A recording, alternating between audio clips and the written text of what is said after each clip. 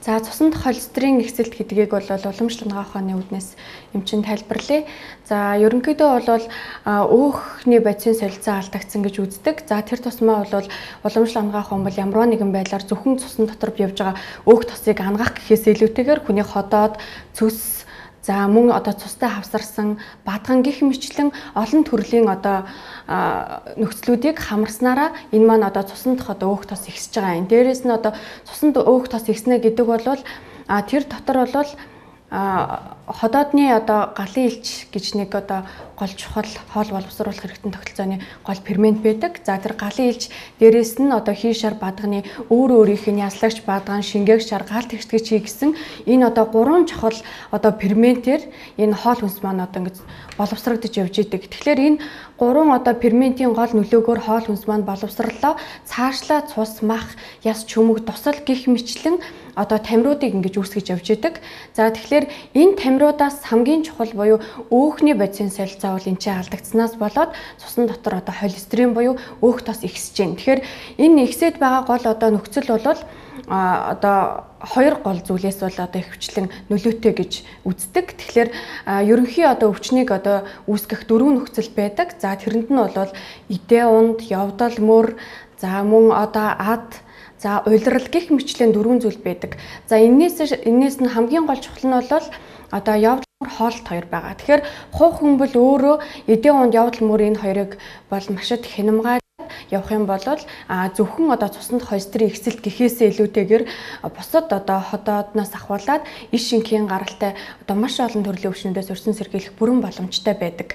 За тэгэхээр ямар одоо хоол хүнсийг илүүтэйгээр одоо ихтүүлснээс ч юм уу те буруу дуснаас болоод үүсээд байгаа юм бэ гэхлээр ерөнхийдөө өөх тосыг ихтүүлж байна. За давас, за мөн одоо чихэрлэг, амтлаг одоо хоол хүнсийг маш ихээр хэрэгэлдэг. Дээрээс нь хурдан түргэн болдог хоол хүнснүүд байна. За мөн одоо удаж хуучирсан, хугацааг нь уртсгасан одоо хүнсний бүтээгдэхүүнүүд, за дэлгүүрт зардаг ерөнхийдөө нөөцлсөн, дарсалсан тий. За одоо юу гэдгийг чихэрлэг, бичэн бидний идэх одоо дуртай одоо бүхэл одоо хоол хүнс, чихэр жимс одоо бүгд орж идэг. За мөн одоо бид нар бол нөгөөтэйгөр хэм бол бас удамшлын гаралтай. За дээрэс нь хүний одоо бие онцлог энэ бүхэн бол маш их холбоотой байж идэг. Энэний үндсэн дээрээс бол одоо бие организмын тэр одоо хийш бадганы тэнцвэрт байдал алдагдаж улмаар тэр тамир буюу тэр өөхний бодисын солилцоо алдагдаад байгаамаа. За нөгөөдөөр хэм бол одоо явдал мөр маш чухал байдаг. Бид өнөөдөр идчихэд одоо суудаг, хөдөлгөөн хийдгүү. За энэ маань бол одоо хамгийн чухал зүйл байдаг. За дээр үед бол хоол унд идэн, за морьтой давхин те одоо адуу малдаа явна, үргэлжийн байнга хөдөлгөөнтэй байдаг. Гэтэл бол одоогийн одоо нийгэм хөгжихийн хэрээр бид нар бол маш хөдөлгөөний дутагдлалд орж байна л да. Ажилланч тэр дээрээс нь гэртээ очлоо, хоол идлээ, суулаа, зургатаа үзлээ гэх мэтлэн энэ нь өөрөө одоо хөдөлгөөний дутагдлалыг одоо гол одоо үндс нь бол бас ийм нөхцөл байж байгаа.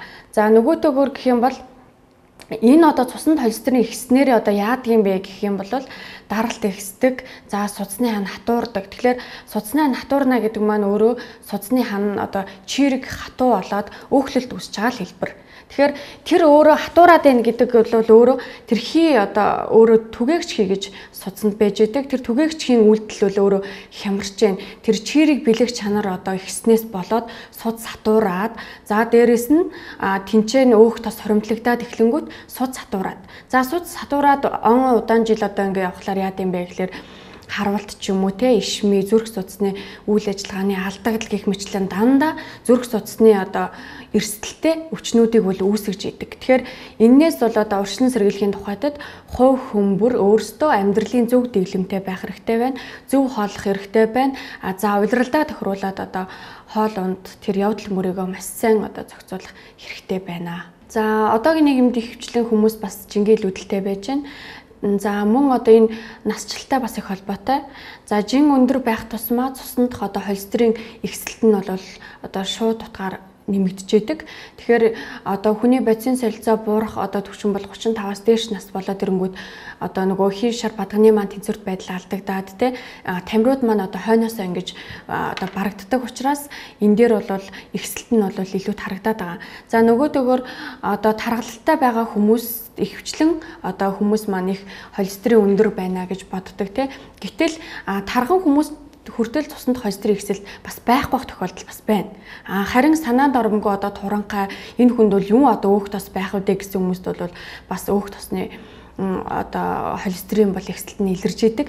Тэгэхээр энэ маань өөрөө зөвхөн тархан хүмүүст гэхээс илүүтэйгээр турхаа хүмүүст ч гэсэн энэ цуснд одоо муу өөхтөөс ээлдээл бол илэрдгийм байна гэж ойлгох хэрэгтэй. Тэгэхээр энэ эргээд л одоо ярихад нөгөө ходоодтой холбоотой те ходоодны маань илч шингээлт нь ямар байгаа, энэ дээрээс нь цусны үйл ажиллагаа нь ямар байна уу гэдгээс хамаатай ерөөсөө тэр тухайн хүний амьдралын дэглэмтэй холбоотой өөрчлөлт те удамшил гэх олон зүйлүүдтэйгээр холбоотой байгаад байгаа. Тэгэхээр цусны дотор яг одоо ихсээд явж явах үедэн болвол ерөнхий хүнд бол тийм илүүц одоо тодорхой бол нэг шинжийг үл үзүүлэхгүй байгаад байгаа. Тэр нь бол бас удаж те архагсан хэлбэртэй ороод ирэхлээрээ зэрэг одоо зүрхэн дээр илэрч идэг. Даралт ихсэх ч юм уу те судасны ан хатуурна эсвэл цусан хангамж одоо баг зэрэг муудах энэ тэнд жижиг хэлхсэн суднуудын шимж гэдэг юм уу одоо иймэрхүү байдлаар бол одоо илүүтэй харагддаг. За эмчилгээний тухайд бол одоогоор бид манай одоо мам татсан эмнэлэг дээр одоо уламжлалт одоо Монгол эм тангаар энэ цуснд өөх тосыг бол бууруулах эмчилгээг бол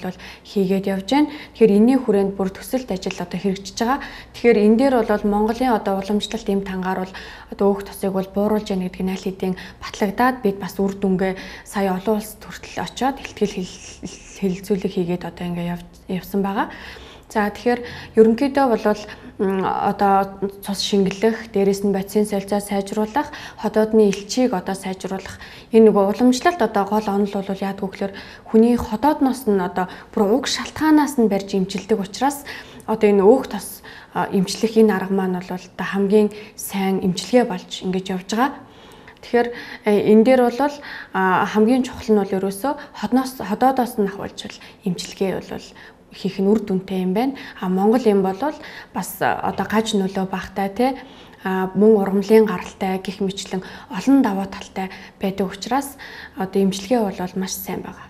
За ерөнхийдөө хүмүүс маань одоогоор бас эмчид одоо үзүүлэхгүйгээр те эмчийн хяналтанд ор бас одоо өөрсдийн одоо тэр одоо ургамлыг уухлаар ч юм уу эсвэл тэр бэлтгэлийг уухлаар одоо цуснд өөх тосоо хайлуулдаг гинэ гэсэн юм сургаар одоо тийм мэдээллээр бол хүмүүс өөрөө дур мэдэн ууж яана л да. Тэгэхээр энэ бол өөрөө маш буруу. Хамгийн түрүүнд эмчид хандаж эхлээд цуснд одоо тэр муу өөх тосныхон хэмжээг үзүүлээд тэр нь яг тодорхой хэмжээ тэр эрсдэл хүчин зүйл рүүгээ орсон байна уугүй юу гэдгээс хамаарад эм тангаа бол ямар тунгаар уухын те нэг тунгаар юм уу хоёр тунгаар 15 хоног эсвэл нэг сараарч гэдэг юм уу ингэж уух байгаа. Тэгэхээр яалтчгүй л та одоо цуснд холестерин өндөр ихсэлтэй заа магадгүй тархалаад байгаа те даралт ихсээд байгаа бол одоо яалтчгүй одоо эмчид бол хандах хэрэгтэй. Тэгжээж бол зөв оншилж ээж зөв эмчилгээ хийх хэрэгтэй.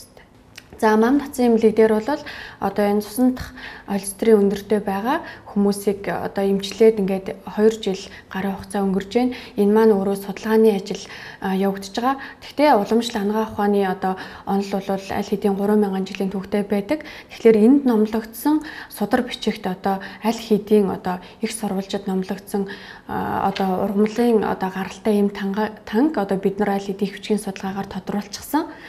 Түүнийхэн одоо үр дүнгээр бид бол эм тангаараа хүмүүсийг эмчлээд ингээ явж байгаа. Тэгэхээр энэний үр дүн бол бид бүхэн эхнийхэн одоо үр дүн аль хэдийн шинжлэх ухааны технологийн санд одоо тушаацсан. За мөн одоо хоёр ч одоо улсад ингээд илтгэлээ хилцүүлсэн үр дүн маань аль хэдийн одоо ач холбогдолтой байна.